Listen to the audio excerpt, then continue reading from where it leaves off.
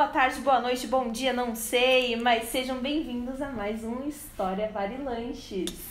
Não se esqueçam de sempre seguir aquele protocolo padrão de clicar no sininho se você ainda não fez isso, dar aquele joinha maroto, compartilhar nas redes sociais. Então, mais uma vez, estamos aqui para falar sobre literatura e mostrar que ela não está tão longe, né, da nossa realidade e que ela incorpora fatos históricos, ela flerta com esses fatos históricos. Isso mesmo, até a obra mais ficcional, mais louca, transtornada do mundo pode ser pensada no nosso contexto e pode ser pensada como fruto das questões que estão rolando na sociedade. Para provar isso, hoje nós vamos utilizar a obra de ficção mais vendida no mundo. Você sabe qual é?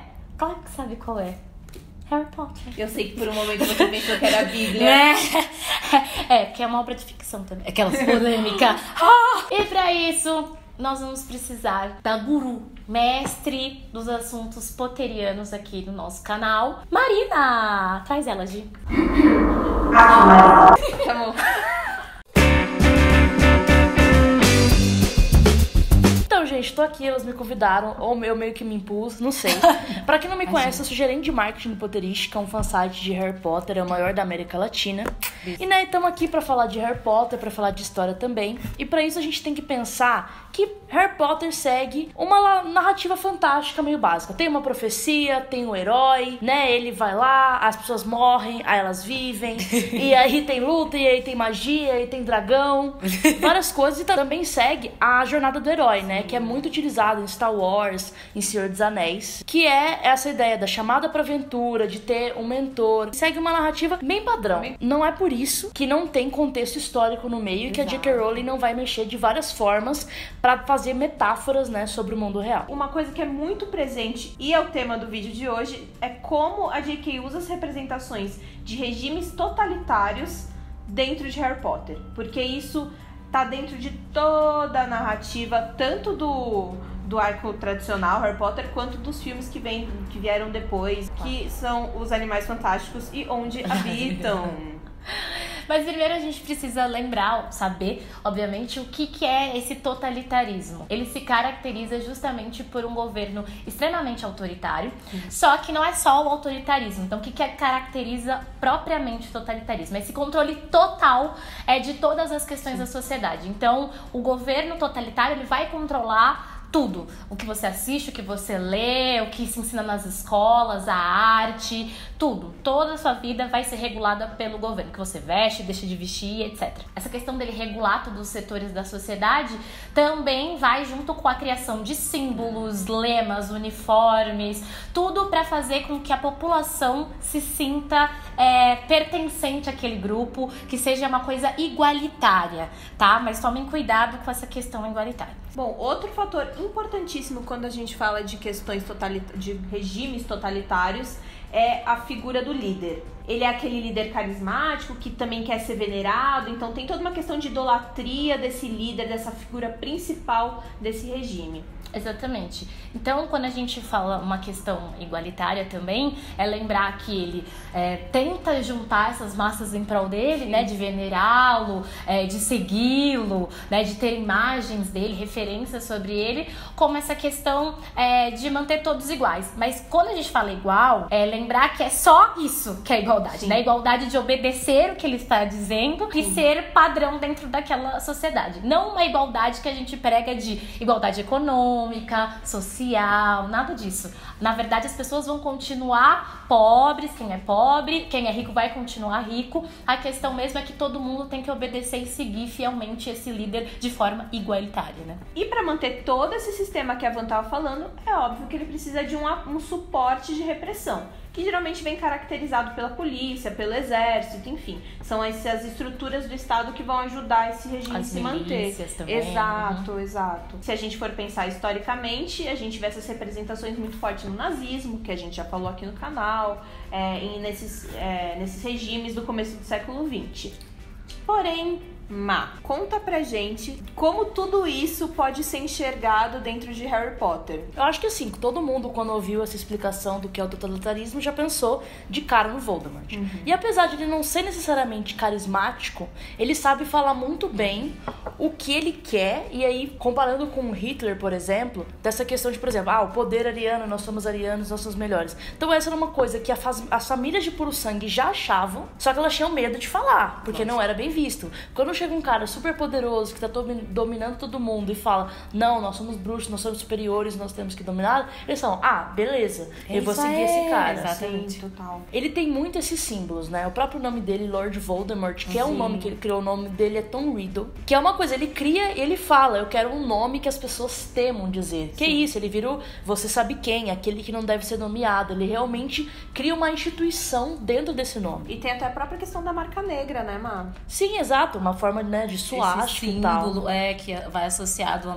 Você invoca ele pelo símbolo, praticamente. Isso é muito... Tem até uma problemática entre os fãs de, tipo, você tatuar ou não a marca negra, porque, tipo, mesmo é uma obra ficcional, mas o que ela significa, né? Eu tenho essa neura quando eu vejo alguém com essa tatuagem. Desculpa, gente, mas remete na hora a isso. Assim. Pensando no contexto histórico, né? E também tem os Comensais da Morte, que são esses fiéis seguidores que realmente, assim, tem as pessoas que apoiam, mas que apoiam ali politicamente da casa delas. Tem um pessoal que realmente tá engajado, né? Exato, tá seguindo, tá matando por ele, fazendo as coisas por ele, né? Aí vai entrar como esses agentes reguladores, quase, né? Tipo, na maioria das vezes ele não precisa sair de casa, né? Ele manda o pessoal fazer e o pessoal vai lá e faz. É bom a gente associar essa figura dos Comensais da Morte, porque nenhum deles é pobre, né? Todos são de uma elite bruxa, maravilhosos, naqueles figurinos, tem acesso a várias relíquias, coisas antigas, justamente se remetendo a essa história, né? Que deve ser saudada e tal. Então, lembrar justamente dessa questão histórica que eles guardam dessa elite pra esse governo totalitário também, associar isso também é legal, né? Isso até me lembra, pensando, por exemplo, nessas coisas de relíquias, os Horcruxes do Voldemort. Sim. É muito isso, porque ele pensa, eu tenho que achar também objetos dignos da minha alma, né? Exato. Então tem que ser dos fundadores, tem que ser desse pessoal. Total, puritanismo e... E aí, né, nessa nova saga aí do mundo bruxo, Animais Fantásticos, a gente tem o Grindelwald, que ele seria basicamente ali, a história dele acontece ao mesmo tempo, né, que o mundo trouxa, o Hitler tá ali em ascensão. Segunda Guerra Mundial, né? Sim. Ali perto do que vai rolar na Segunda Guerra Mundial. Isso, Hitler, Mussolini outros caras também, Franco, etc. Sim. E ele tem uma pegada diferente do Voldemort, de tipo, ele realmente é esse carismático sedutor, ele faz discursos para multidões e realmente convence. Até quem não necessariamente tem essa ideia de uma soberania bruxa, ele convence, ele consegue fazer isso. E, né, no segundo filme, que apesar de ser horrível, tem algumas coisas interessantes. Ele não fala em público as coisas de tipo, de matar trouxa, de fazer alguma coisa. Ele fica ali, nós não falamos isso em voz alta. Em voz alta. Exato, porque esse é o momento de recrutar. Quando a gente chegar no poder, a gente mata geral, mas por enquanto, vamos ficando aqui de boa. O cara é muito inteligente, sabe muito. Lembrar justamente o que a gente já colocou aqui, que é essa questão da raça pura, né, da raça ariana. Então, o Hitler, ele vai pregar muito isso, de uma questão vinda do darwinismo social, né, de que existe uma evolução das raças, e justamente a raça mais evoluída seria essa raça ariana, essa raça branca, loira, do olho claro, né, e ele queria isso muito puro, então ele exterminava até os próprios alemães que tinham alguma doença, né, pra manter esse sangue puro, e justamente essa expressão do sangue puro, da raça pura, vai ser incorporada no Harry, né, justamente com essa expressão sangue ruim, aquele que não leva o sangue bruxo puro dentro das suas veias, né? E aí quem faz referência à nossa querida Hermione, né? A questão do Voldemort, e eu acho que é importante a gente começar a separar um pouquinho a figura, uma coisa que você já fez, a figura do Voldemort pra figura do Grindelwald, porque elas são construções diferentes, apesar de ambas serem totalitárias. Mas na figura do Voldemort e dos seus seguidores, dos Comensais da Morte, essa questão de sangue puro é quase também para combater um enfraquecimento da raça, né, bruxa. Ele tem uma questão, a genealogia é muito forte nisso, né? Então você não misturar com esses nascidos trouxas e tudo isso para que você não fique com um sangue fraco, que um dia, se acontecer alguma coisa, você vai estar tão fraco quanto um humano normal. É importante detectar isso no discurso dele, porque é bem um paralelo bem forte com isso com que a Van tava falando, né? Isso acabou até gerando um problema nessa coisa, nessa loucura de tipo, não, a gente tem que manter a nossa raça pura. Primo, sabe, sobrinho, acontecia um negócio ali meio família Targaryen, né? De juntar pessoas de parentesco muito próximo. Isso tá muito colocado na família Gaunt, né? Que são descendentes de Salazar Slytherin e tudo mais. Mas eles vivem na miséria e com uma magia, assim, desprezível. E a Merope, que, por exemplo, a mãe do Voldemort, que não é necessariamente um aborto, ela tem magia, só que é totalmente no nível que ela não consegue fazer quase nada, entendeu? Total. De tanta mistura, de tanta coisa. Então acho que o que a Má falou justamente mostra essa questão do sangue puro, termos como aborto, sangue ruim, né? Essas pessoas que não tem nada, half-blood, né? Esse sangue misturado, assim, e tal. Então, tipo, acho que também são questões relacionadas a esse sangue puro, isso. E eu acho que até assim, quando o Voldemort acende o poder ali em Relíquias da Morte, e ele tá em controle do Ministério, eles começam a perseguir, né? Os nascidos trouxas, mas num nível que você fica, gente, mas não é possível. De tipo assim, você é nascido trouxa, mas de quem que você roubou essa varinha?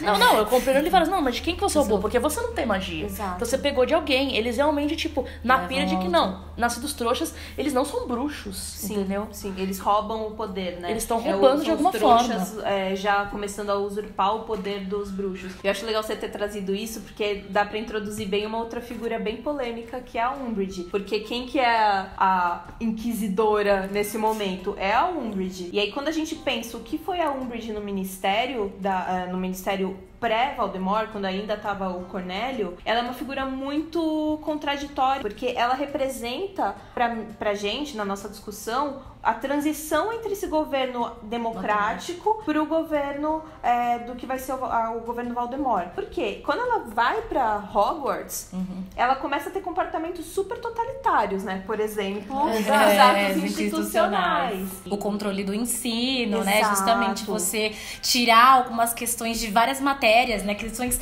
primordiais, né? Então você falar, não, vocês não vão aprender a usar essa magia aqui, tá? Vão ficar só na leiturinha aqui no livrinho, não pensem nada além disso. E censurar até organizações estudantis. Exatamente. Isso é a base de um governo totalitário. Se você tá se organizando contra aquilo, você vai ser altamente repreendido. E ela aplicava tortura. A gente não pode lembrar que aquilo que ela fez com aqueles estudantes eram torturas. Sim. Só que ela ainda estava dentro do governo Voldemort. E isso é totalmente característico do que vai ser o governo. E quando quebra, quando o Voldemort assume o poder, ela tem um cargo de poder altíssimo e relevante nesse sentido da perseguição.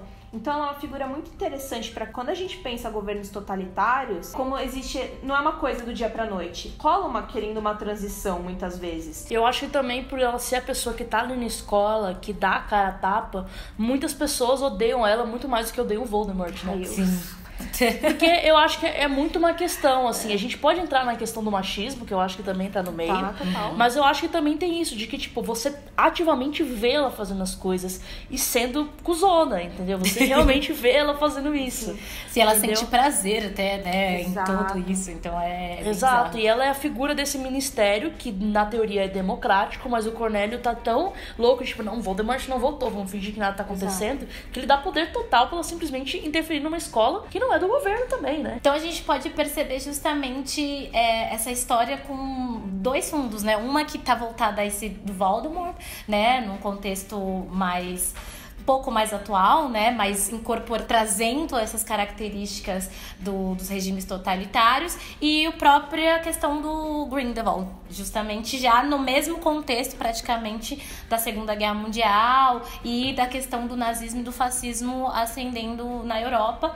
E essa questão do Voldemort mais já direta com a própria história do Harry, essa trajetória dele de herói e tal. Eu acho que o que é importante quando a gente vai pensar a diferença entre esses dois personagens é que o Grindelwald se coloca quase como uma reação ao que a comunidade trouxa estava fazendo. Então ele ascende, a proposta de ascensão dele é tipo, cara, eles vão destruir o mundo, eles têm bomba atômica, a gente precisa se unir e controlar essa galera aí que tá meio que ensandecida. Enquanto Voldemort é uma outra parada. Sim. Assim, não é que os dois não queiram suprimir e não queiram colocar sua soberania bruxa, mas o Grindelwald se põe como um cara que tá reagindo, não necessariamente é isso, tá? Tô falando do discurso dele.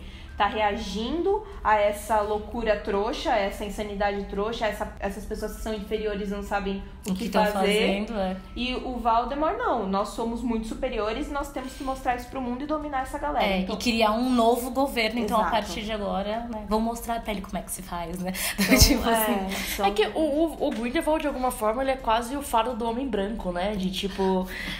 Né, tipo, de tipo assim, nós estamos aqui, que é a questão, né, tipo, nós enquanto europeus vamos lá pra África porque nós temos que salvá-los, porque eles não sabem nada, eles não são civilizados, e aí ele é a mesma coisa, tá ligado, tipo assim, vamos... E nada garante, essa visão que ele usa, né, no último filme, né, da bomba atômica, que é genial, né, pra comentar, e nada garante que não foi ele que provocou aquilo, né? Exato, a gente não isso sabe. Nossa, isso é muito louco. Então a gente percebe com isso como a J.K. Rowling é simplesmente genial. A gente até fez um texto no Potterish falando um pouco disso, de que Harry Potter é pura política. Ela se usa de vários elementos justamente pra fazer metáforas que, assim, às vezes a pessoa, né, um jovem não vai prestar atenção na escola, mas aí se você faz... Essa associação. Exato, num livro de ficção e tudo mais, de como é, você já consegue entender, ok, governos autoritários não são bons, entendeu? Totalitários não são bons, as pessoas são, né, iguais, você não pode tratar porque a origem é diferente, como se ela fosse diferente. Exato. Já te ensina isso a partir daí, sabe? Sim. E aí, quando você percebe que tem ligação a coisas que aconteceram na realidade, você fica tipo...